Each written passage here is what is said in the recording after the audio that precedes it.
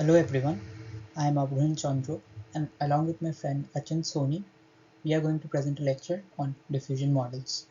We are first year MMath students in the Computer Science department at the University of Waterloo, and this is our presentation for CS886 Recent Advances on Foundational Models course under the guidance of Professor Wenhu Chen. So this is the basic outline of our presentation. First we'll go over the basics of generative models. Then we'll spend quite some time understanding the score function and score-based models. Then we'll try to understand the connection between SDs and score-based models. Then we'll cover the popular sampling techniques as DDPM, DDIM, and the DPM solver. And lastly, we'll cover consistency models, which is a very recent work from OpenAI and tries to improve our vanilla diffusion models. There are many classes of generative models and deep generative models. Autoregressive models used to be pretty big back in the last decade with models like pixel CNN to iteratively generate pixels of an image, but have since been taken over by model classes like VAs and GANs. Diffusion models have lately become popular in the last 2 years and have slowly and gradually become the most dominant class of deep generative models, currently performing at a level even better than GANs and VAs in terms of FID scores. What is generative modeling? In machine learning applications, we have the training, validation, and test set. These data points are drawn from some underlying data distribution that is not known to us. The goal of deep generative modeling and generative modeling is to train neural networks that can learn this underlying data distribution from a finite number of samples that were drawn from it. We generate new data by sampling from the learned distribution, and in practice, models are trained to maximize the expected log likelihood or to minimize the divergence between the learned and the empirical data distribution. Now, there are many mathematical tricks to minimize this divergence, and we are going to explore these in the next slides. So broadly, we have this original data distribution that is not known to us and is only visible to us via some IID sampled training data. And we want to learn a generative model that can approximate this original data distribution and form this learned data distribution that is represented on the right. So what is the training objective of these kind of models? The objective is basically to minimize the divergence between the empirical data distribution and the distribution learned by our model. If a model learns a good distribution, it should be pretty close to the original distribution. Now, assuming our distribution is that of images of cats, what can we do from the learned distribution? Obviously, we can use it to sample, that is to generate new data points from this distribution, but we can also inversely use it to evaluate probabilities. That is, we can use existing data points like this image of a cat and pass it to the distribution to see how good its probability mass is. Now, since this is a pretty common image of a cat, if our model is a good model, it would assign high probability to it. Now, the cat at the bottom, this seems like a very odd cat, and hence, if the model is a good model, it would assign low probability to it. So to summarize, we have a model family and we have parameters of it. So we want to choose the best theta, that is p theta star ideally, that would be closest to the empirical data distribution p data. And once we learn this, we can do sampling, we can do probability evolution and other things. But the key challenge in learning a model distribution is the complexity of the original data distribution that is only accessible first of all via only a limited number of data points, and it scales in complexity with the dimension of the data input data. Now, since we are dealing with images, audio, video, they're extremely high dimensional things, and this blows up the computational complexity of learning the underlying model distribution a lot. We can obviously start with simple models like Gaussian distribution, but them being very simple are too weak to capture the complex underlying distribution. If you see this example, so this is an example of a bimodal distribution, but this Gaussian learns only one of the modes, that's too in between these two modes. So clearly it is not the correct distribution that is learned. And as the underlying data distribution keeps getting more and more complex, we naturally need to move towards deeper and bigger computational graphs. That is, we move towards more expressive neural networks as universal function approximators to model the probability distribution from the data. Hence, by combining generative modeling with deep neural networks, we get to deep generative models. The deep generative models approximated via function approximators like neural networks have a problem of their own. That is, the output given is not a valid probability distribution. It has to be normalized in order to get a actual probability distribution that lies between 0 and 1 and also adds up to 1. And there lies the main headache. So if we see this, for some input x, we get the output from the neural network as f of x. To ensure it's positive, we take exponentiate it. But this is not normalized. So to normalize it, we divide it by some normalizing constant, z theta. This is called the normalizing constant or the partition function. Now, unfortunately, we do not know z theta because we need to integrate over all input examples of e to the power f theta of x to get z of theta. Now, f theta of x can be a very complicated function, and this integration is often not tractable. It is an intractable integration. In simple cases like that of a Gaussian, z theta or z nu turns out to be 1 by 2 pi d by 2. D is the dimension of the input data. So in simple unidimensional Gaussians, it turns out to be 1 by root 2 pi, which is the simple thing that comes in the Gaussian distribution formula. But in other function classes, this thing turns out to be intractable. Now the question is, how do we handle this intractable z theta, and can we eliminate it from the optimization process? Now, existing generative models can broadly be categorized into 3 classes. So we have contrastive learning based methods like energy based models. These are pretty flexible in terms of modeling the underlying distribution, and then they have the z theta term implicitly in the formulation. And since that is there, exact probability evaluation becomes very difficult in these models.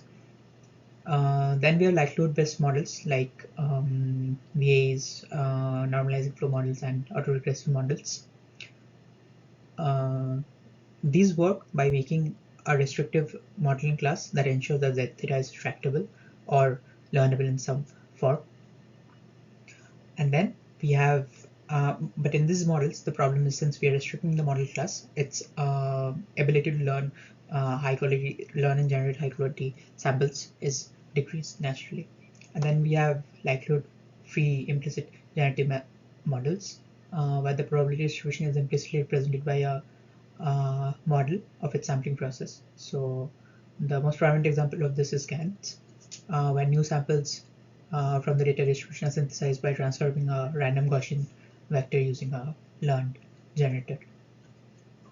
Now, if you see this figure on the right, we can see that diffusion model lies in the sweet spot of generating high quality samples, also having significant mode coverage and diversity. And then there are current works which show that diffusion models can also be made pretty fast at sampling, which we'll cover later in the presentation. So diffusion models in general come under this broad class of score-based generative models, and diffusion models are a specific realization of this form of models, and that is what we are going to cover next. So we have GANs, which has a joint architecture of a discriminator and a separate generator. They're trained together, and the discriminator learns to distinguish a generated image from original image, and the generator gradually becomes better at generating real life like images from Gaussian noise. VAs first convert X to a codebook or underlying important latents, and from that latent we can sample and reconstruct the image, and as this process gets good, we can sample from Z and generate good new images. And now we have diffusion models, where the objective is to gradually add Gaussian noise over time steps, unlike VAs, and in the reverse process we regenerate the image. So this is the VA loss function. We have a maximization of the log likelihood and a minimization of the variational family and the p theta that we're trying to learn. So if we break this term, we'll also have an entropy term of the variation plus q of y, and the entropy term ensures that maximum coverage of the underlying data distribution is done by the approximate variation family that we're choosing. In case of GANs, we have this minimax formulation, and we assume that when the optimization is complete, we'll have a Nash equilibrium between the distributor and the generator. That is, the images generated by the generator will be so good that the distributor will have a hard time deciding whether it is a real image or a fake generated image. That is, its loss will converge to half. So now we finally move towards score function and score-based generative models. As we saw earlier, likelihood-based models and implicit generative models both have significant limitations of their own. Likelihood-based models require strong form of restriction on the modeling class to ensure a tractable normalizing constant for likelihood computation, and also relies on surrogate objectives like the variation class to optimize the maximum likelihood training. In case of GANs and implicit generative models, the training objective fundamentally is adversarial, and it is notoriously unstable and leads to mode collapse. Thus, a way to represent probability distributions that may circumvent several of these limitations was borrowed primarily from thermodynamics and statistical mechanics in physics and applied to generative models. The key idea is to model the gradient of the log probability of the data distribution, a quantity that is called the Steen score function, and this is what we are going to focus on. So such score-based models are not required to have a tractable normalizing constant, as we'll see during the formulation. It basically cancels out and can be directly learned by score matching. So how do we represent probability distributions without using parameters of the model? So we use this quantity that is called score function. That is basically the gradient of with respect to x of log of p of x. So if the arrows that you see are basically the gradients and the score function being shown, and underlying colored areas is the actual PDF. With this basically depicts a two-mode distribution with a high concentration of probability mass in this mode and this mode. So assuming the PDF is differentiable, the score function calculation is pretty easy and can be done in a straightforward manner. So the primary advantage of using score functions is we can get rid of this normalizing constant and this, which physically implies this criteria of ensuring that sum of probability density function equals to 1. The area under the curve is 1. Whereas if you take the gradient of with respect to x of p of x, it comes out to be this kind of thing. This is basically a score function. Here, this concept of ensuring area under the curve as 1 does not exist. So why do we care about a score function instead of the original probability density function? Let's understand that the example of a deep energy based model. Let f theta be the output from a deep energy based model, and we convert it into a proper probability by exponentiating it and dividing by the normalizing constant to ensure it's positive and sums up to 1. Now, if we do contrastive divergence based training, we have this, and here, since we are taking the maximum with respect to theta and z theta is involved and it's unknown, maximizing it this way becomes difficult. And then we take gradient with respect to theta, it becomes very difficult because p theta is fundamentally not known to us. We are just taking samples from it. So how can we bypass the intractable partition function? We can, instead of taking gradient with respect to theta, what if we move back to taking gradient with respect to x in terms of the score function? So this formulation is exactly the same as the score function that we discussed previously. If we take a gradient with respect to x, this turns out to be 0 because this is just dependent on theta. And if we calculate it a bit for EBMs, the score matching formulation turns out to be this. Here we can clearly see that s theta is independent of the normalizing constant. So now let's try to formulate a framework for score estimation. So we have this unknown p data from which we sample ID training data points, and then we somehow have to learn s theta of x, which is basically gradient of x log p data of x. we propose a score model that tries to learn the original score function. And the objective is basically to make these two things as close to as possible. So both of them are vector fields. So next we'll see how we can calculate and minimize that distance. So this is basically simply we average over the Euclidean distance over space and minimize that.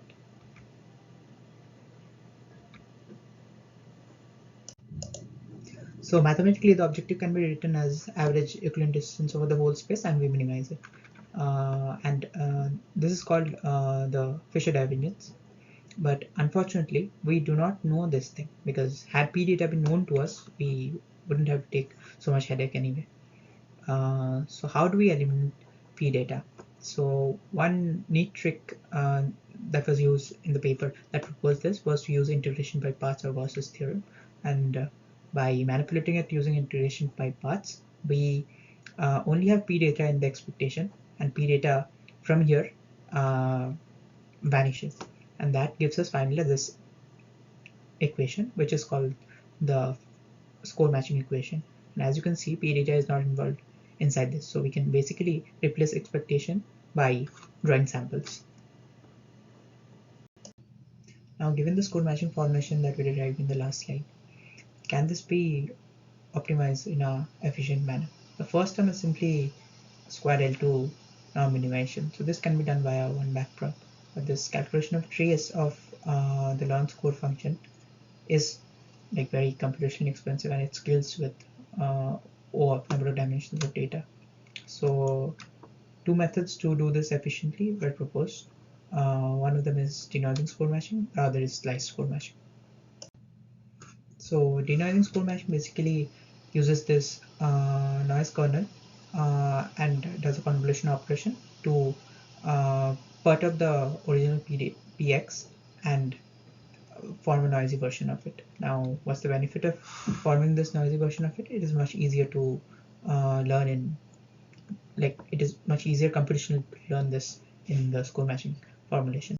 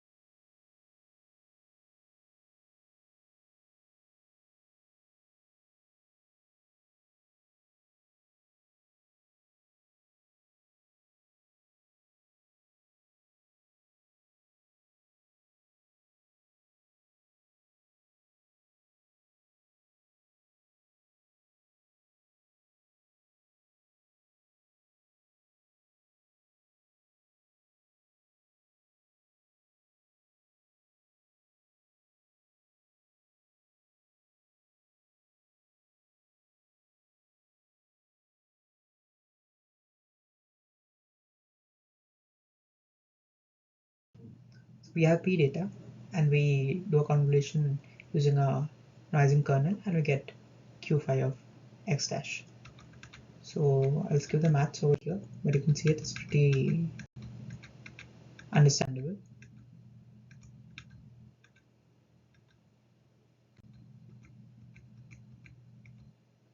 So finally, we have the denoising score matching formulation. This was the original one where the trace of the score function is replaced by this noised version of P, and we sample X from P data empirically, and we sample X bar from this Gaussian. So all of this can be basically expectation of all of this can be replaced as simple empirical averages, and this is easy to compute, and this thing turns out to be like analytical. This has an analytical solution, and you'll see these things commonly in the like famous DDPM and DDIM papers as well. So it's efficient to compute for very high dimensional data and is useful for optimal denoising. But one con is, since we are using a perturbed data distribution of P of theta, the original score estimation cannot be done nicely, because gradient respects of log of q5 of x is not exactly same as that of the gradient of x of log of p theta x. So now the way to make this thing computationally more efficient is to do slice score matching, which is basically taking projections of the original score function, the learned score function on some 1D vectors, and then calculate all the things along those directions. So after applying slice score matching, we come up with this new objective called slice Fisher divergence, where the trace term is replaced by this VTs, and if we apply integration by parts on this, we get basically an expectation over different v's drawn from PV, which is the distribution of these one-dimensional vectors that we're taking projection upon, and we draw x from P data as before, and we come up with this computationally efficient objective. So this is a summary of the slice score matching formulation we discussed above. This is the new computationally efficient objective. The trace is removed by these projection terms, and we sample n projections and n data points, and we basically replace them by empirical averages. So this whole procedure is independent of the dimension d, and thus is computationally tractable. Now we have learned how to sample data points and do score matching to learn the score function. Now the next step is how do we sample from this to generate new data points from this learn score function. So this completes the generative modeling process. Now that we have learned the score function as theta of x, how do we sample from it to generate new data samples? So we use an age-old technique called Langevin MCMC. MCMC stands for Monte Carlo Markov chain. So assume that we have an initial distribution of points in space, and we guide them using the score function to go to the data points, to go to the areas of the distribution which have high probability values. So this is how it happens. In the vanilla form, these things will collapse to the two modes. So we add some form of noise to it so that the sampling process is a bit more uniform and this mode collapse doesn't happen. So we ideally have found a recipe to learn the score function and sample from it using Langevin dynamics.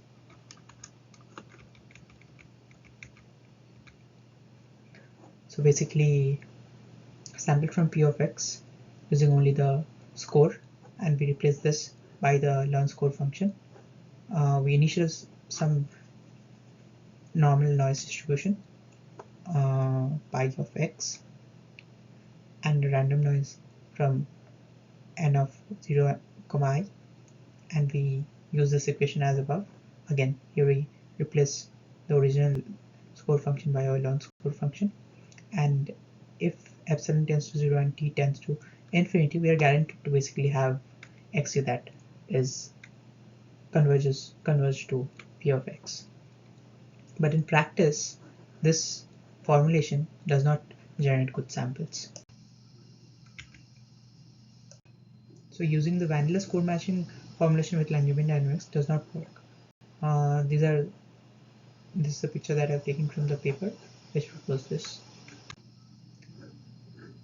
Unfortunately, vanilla score matching with Langevin dynamics does not work. So what are the reasons it does not work? It is primarily because of manifold hypothesis. That is, our data points primarily lie only on a small part of the manifold. Data score is undefined because of this reason in most part of the space, and this calculating this thing turns out to be 0, so we get no gradients from different parts of the space, and then non-mixing of modes. So if we see here, since there are no data points to calculate the score function, the calculated score in these areas are pretty bad. So it's pretty accurate in this and this region, but it's inaccurate here. So how do we solve this?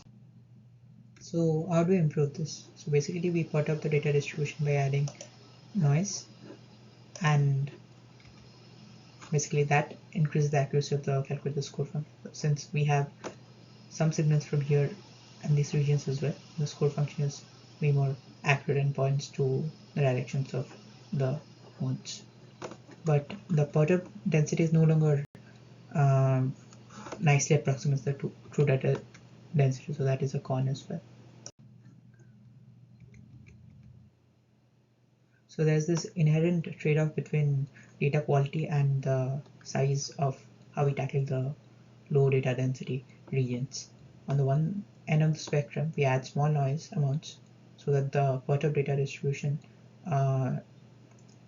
still remains close to the original data, but the low data density regions can be large. On the other side of the spectrum, we add large amounts of noise to keep the low data density regions small, but this destroys the original data. So to mediate the two sides of the spectrum, the authors proposed to perturb the data with different levels of noise simultaneously and aggregate the information from all noise levels. So here we can see this trade-off between amount of noise being added and the quality of score function being learned. So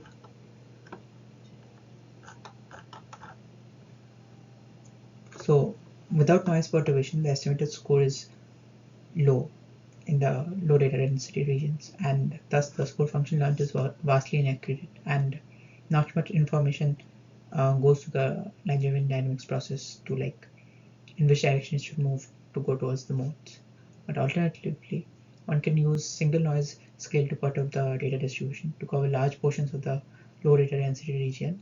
The noise that has to be added is also large. This gives directional information when Langevin dynamics is far away from the high data density regions, but it totally destroys the actually learned score function, which is uh, far away from the score of the original data points. So this problem can be solved by adding multiple noise scales. So the score of noise perturb distribution with multiple scales can provide directional information of multiple granularity and also give useful guidance in various distances from the high data density region. So how do we sample from the noise condition score network using scores of different noise levels? So the method is called annual Langevin dynamics. We do Langevin dynamics for different levels of perturbed data distribution sequentially. We first use Langevin dynamics to sample from the most perturbed data distribution. Then the resulting sample will be used as initial samples for sampling from the next noise level. We continue this in this fashion, and finally we use Langevin dynamics to sample from the least perturbed data distribution to generate or to regenerate the original data sample.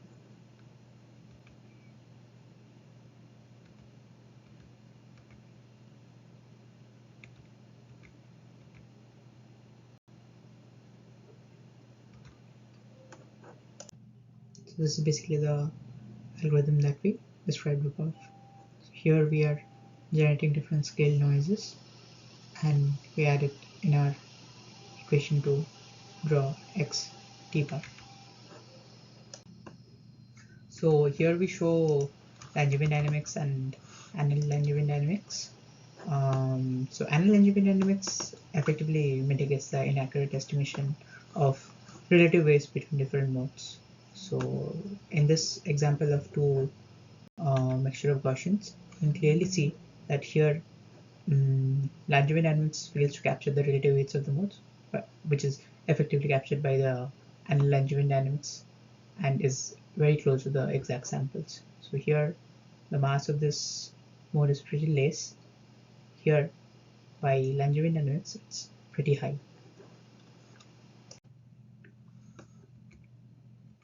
So more specifically for each perturbed data distribution, we can easily sample from them and use score estimation to estimate corresponding scores. However, the most naive way of doing this requires a large number of separate score models to be learned independently, which is very costly. We propose instead to use a single conditional score network to estimate the scores jointly for all perturbation levels. The score model will take sigma as an input. This model is called noise conditional score network.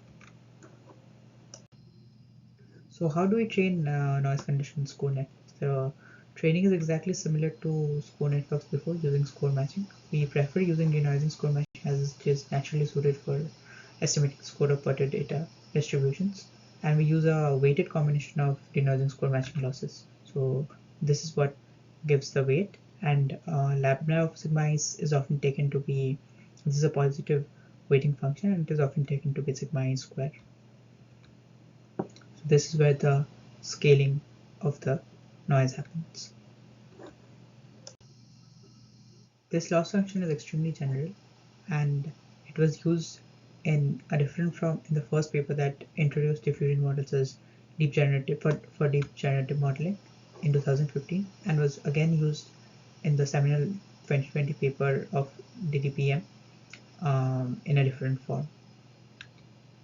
So as I mentioned in the previous slide, this positive weighing function can be taken to be any positive function of sigma I, and it is preferred that we take sigma I square. So to summarize, this is how basically annealed Langevin dynamics works. We have score functions with progressively higher levels of noise, and we learn for those corresponding noise levels the probability distributions using a noise conditional score model. And sampling from above using annealed Langevin dynamics, we see that the generated samples now are of extremely good quality,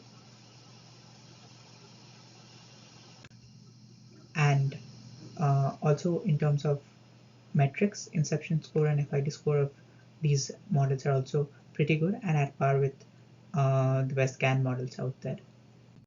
So here are some more samples on various image datasets of various resolutions, all trained and sampled according to the techniques mentioned above.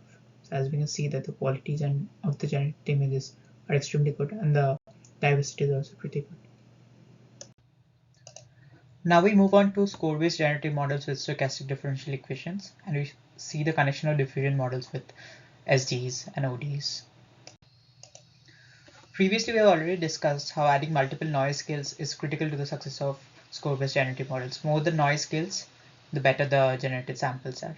So by generalizing the number of noise scales to infinity, the authors obtained not only high-quality samples, but also exact likelihood computation and controllable generation for inverse problem solving. So how do we perturb data with an SD? Perturbing a data into a random salt and pepper Gaussian noise is easy. The difficult part is doing the reverse process. So when the number of noise scales approach infinity, the data distribution is essentially perturbed with continuously growing levels of noise. In this case, the noise perturbation procedure is a continuous time stochastic process as demonstrated below in the video. So we can see here that initially we were just adding noise of different scales at finite time steps. Now we can approximate this as drawing samples from some continuous time noise distribution. So this is the original data distribution, and this is the sampling prior, which in our case is mostly a uniform Gaussian distribution.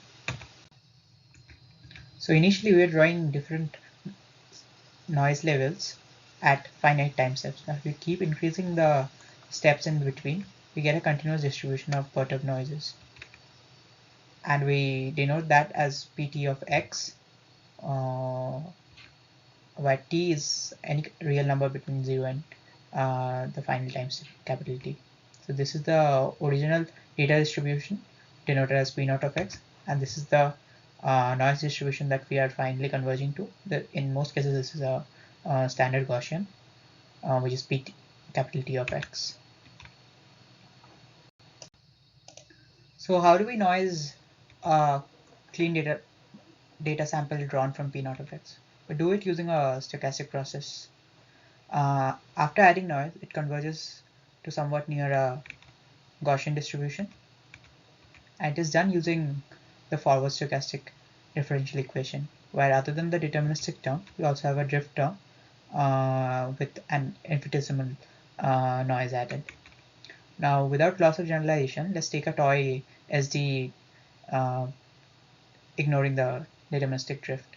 So here, lambda t is a continuous generalization of lambda i's, the noise levels that we had before, and this is the infinitesimal noise as before. Now, how do we generate samples from the prior that we had defined? We do it using the reverse stochastic process.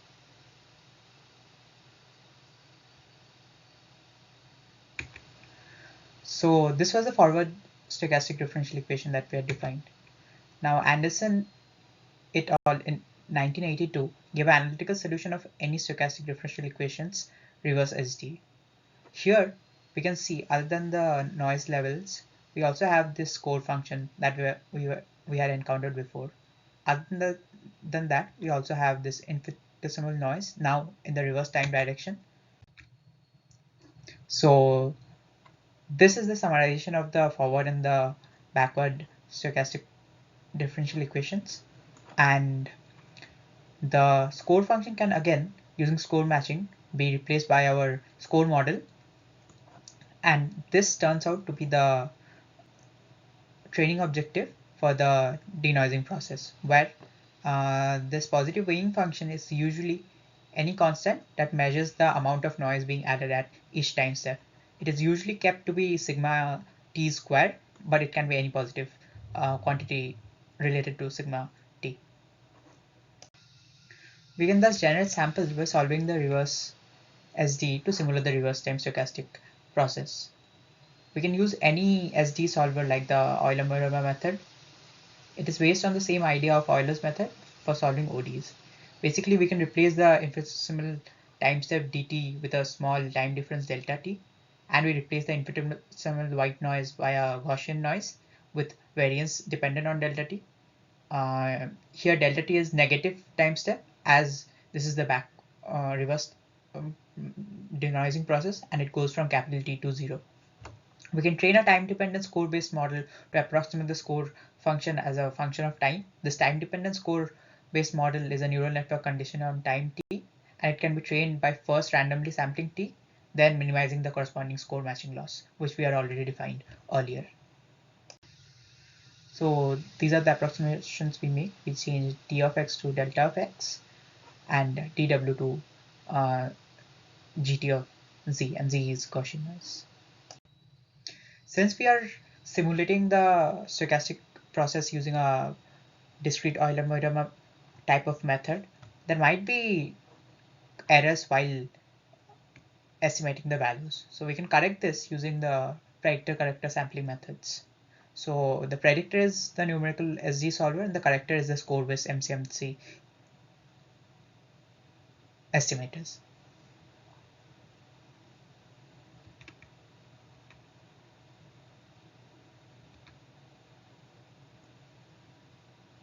So how does this method work? When solving the reverse time SD, we first use the predictor to get a rough estimate of the intermediate sample at the next time step. Then we use the corrector to fine-tune the sample. This procedure is repeated multiple times until we finally get a sample from the original unperturbed data distribution. Predictor-corrector methods assembles annealed Langevin dynamics with discrete like numerical methods of solving STs. However, the introduction of predictor helps Langevin dynamics to make a smooth transition between different noise scales. So with predictor corrector network and some architectural improvements, noise condition score networks were able to get state-of-the-art results beating GANs as well. Their model achieved an FID score of 2.2 and an inception score of 9.89. The previous best results were achieved by StyleGAN2 with data augmentation. These methods were done without any data augmentation. Also, their FID score on unconditional generation is even better than the state-of-the-art on conditional generation. And this was indeed a great breakthrough in this space. With these improvements, noise condition score networks could generate high-resolution 1024 cross 1024 images at par with GANs. We can see examples on other datasets as well.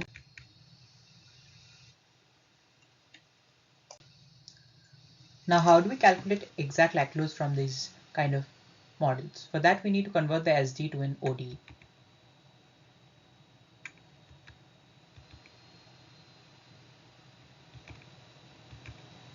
So this was the SD that we had considered before. The corresponding ODE is this, and here this is just dependent on the score function that we had defined previously and the noise level, which we already know.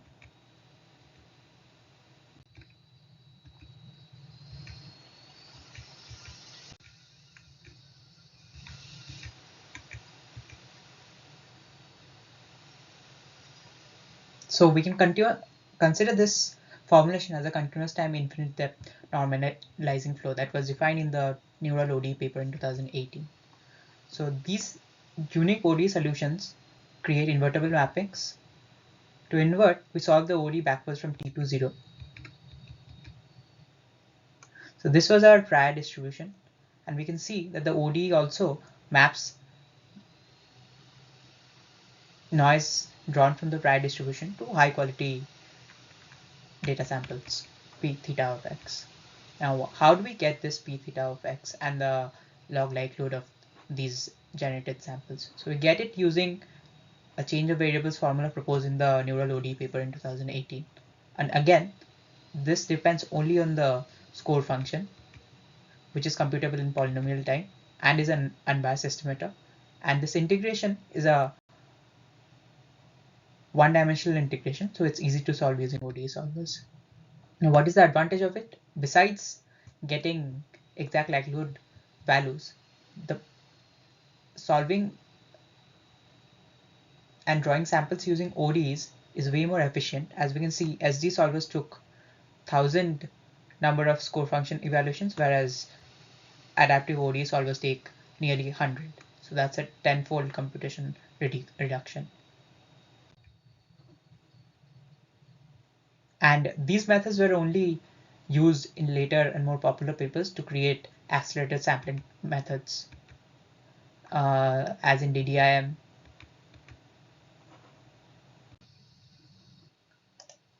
So black box ODE solvers and flow-based models also achieve state-of-the-art negative log likelihood values, the lower the better, and FID scores over previous methods, as we can see here. Probability flow models also have another advantage, that is their uniquely identifiable encoding. In case of general flow models and VAEs, since this term was dependent on the parameters theta of the model, using different models led to different latents in the latent space. But score-based models via probability flow ODE is dependent only on the score function, which is dependent on the training dataset. So it is independent of the model's parameters, and thus even using different models leads to the same latent in the latent space. In experiments shown in the paper, we can see that even using two different latents, they almost converge to similar points in the latent space and are always close to each other throughout the different time steps. We can also do control level generation using score functions and score-based models. So this was our original data distribution P of X. Now we condition it on some values Y. It can be the label, it can be other things as well. So in our case, now we have another forward model, which is P of Y given X, and Y is a control signal. So Y in this case is basically the classifier label. So if we break down this using Bayes rule, we have P of X given Y as P of X, which is our prior data distribution, into P of Y given X divided by P of Y. So we don't know P of Y, but if we apply the score function rule on this, we take the log of this and then the gradient with respect to X. This value turns out to be 0 because log of P of Y is not dependent on X. And then we are left with the unconditional score S theta of X that we were using so long, and this value, which is gradient of X of log of P of Y given X. Now this is basically our forward model, which can be a classifier or something else defined manually. So we can keep this thing as it is, and we can plug in different forward models for the same score model. Now if Y is a class level, PT of Y given X is a time dependent classifier, we can do this kind of classifier guided image generation. We can also do other tasks like in painting, where this is the ground truth. This is the masked image, and this is the in-painted image. We can also do colorizing of images. So these are the ground truth values, and these are the grayscale images, Y, and we get colorized images X given Y. So finally, we introduced score-based generative models, and we also saw how SDs and ODs can be used to draw samples from them. So score functions, which are gradients of the distribution with respect to X, can be estimated easily. It is not dependent on the parameters of the model. This gives it architectural flexibility and is not restricted to the normalizing constant or invertibility of the model. The training is stable. There is no need for minimax optimization or adversarial training as was in GANs. Secondly, score-based generative models typically achieve very high sample quality, comparable or currently even surpassing GANs. It is currently the state-of-the-art method for CFA10 and other common datasets. It is scalable to images with resolutions as large as 1024 cross 1024. Finally, we can also calculate exact likelihood of score functions, which are used in many downstream applications like anomaly detection and others. Likelihoods obtained on CFA10 is very comparative, being state-of-the-art evaluated on uniformly dequantized data. Equivalence to neural OD also allows many impressive things like interpolation and temperature scaling. In addition, the encoding learned by these score-based models are uniquely identifiable, unlike the cases in VAs and normal flow models.